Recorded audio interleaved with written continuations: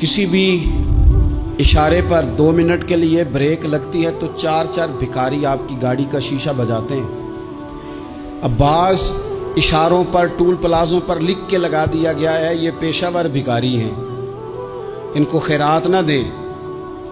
लेकिन मेरा सवाल ये है कि उन सारे भिखारियों को एक जगह पे खड़ा करके पूछना किसने है कि तुम भीख क्यों मांग रहे हो? उनके घरों तक उनके साथ किसने जाना है? कौन आदमी है जो जाके उनसे कहेगा कि जनाब तुम क्यों खैरात के लिए खड़े हो, तुम्हारी मजबूरी क्या है? क्या रियासत की, हुकूमत की, ताजर की, मालदार की, तगड़े आदमी की ये ड्यूटी नहीं?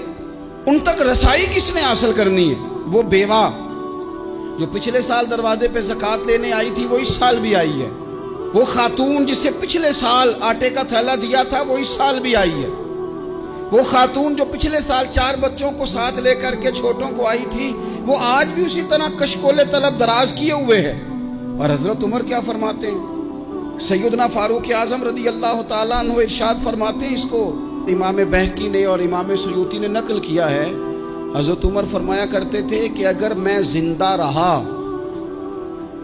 तो इराक वालों मैं तुम्हारी बेवाओं के लिए ज़रूरत का इतना सामान कर जाऊंगा कि बीबी जब तक जिंदा रहेगी किसी की मोहताज नहीं होगी। उसके लिए इस तरह के असबाब पैदा कर दिए जाएंगे कि उसे हाजत नहीं होगी। उसके लिए मुस्तकिल बुनियादों पर उसके अखराजात देख कर उसके लिए एहतमाम कर दिया जाए। उसे दोबारा कशकोले तलब दराज करने की जरूरत नहीं पड़ेगी। एक सहाबी थे हजरत जनाब सैयदना खफाफ बिन ईमा गफ्फारी रदी अल्लाह ताला। इन्होंने बड़ा किरदार अदा किया था मैदान उहद में, इन्होंने और इनके साहिबजादे ने। तो इनकी बेटी एक दिन हजरत उमर के पास आई।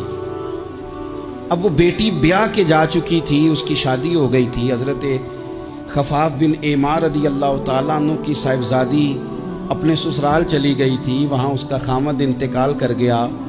वो खातून वापस आ गई, वो हजरत उमर से मिली, बेवा औरत। उस बेवा खातून ने आके, यहाँ तो मेरे भाई वो फौजी बेचारे जिनकी बीवियां, जिनको एक तकरीब में तो खूब अवार्ड देने के लिए बुलाया जाता है।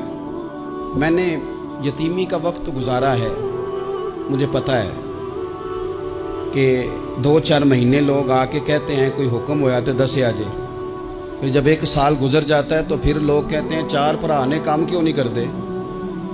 तो ऐसे तो नहीं ना कि अब्बा ऐसे ही चला गया था, बड़ा कुछ दे के गया है, किधर है फलानी चीज। लोगों का नजरिया थोड़े अरसे के बाद और हो जाता है। आपने बड़े बड़े शुहदा के घरों में अवार्ड तो दिए, क्या कभी आपने पलट कर दोबारा गौर किया कि उनके बच्चे कहाँ हैं, उनकी बेवा किस हाल में है? वो जमाने की तेज धूप और तेज आंधी का मुकाबला कैसे कर रहे हैं? बगैर बाप के जो इंसान को खुले आसमान तले वक्त गुजारना पड़ता है वो कितना को मुश्किल होता है। वो किस तरह टाइम गुजार रहे हैं ये कभी सोचा लोगों ने? यहाँ तो निरंगी सियासत दौरान तो देखिए मंजिल उन्हें मिली है जो शरीके सफर न थे, जो निकले ही नहीं थे वो मंजिल तक पहुंच गए, और जिन्होंने जवानियां गुजार दी वो रास्ते में रह गए।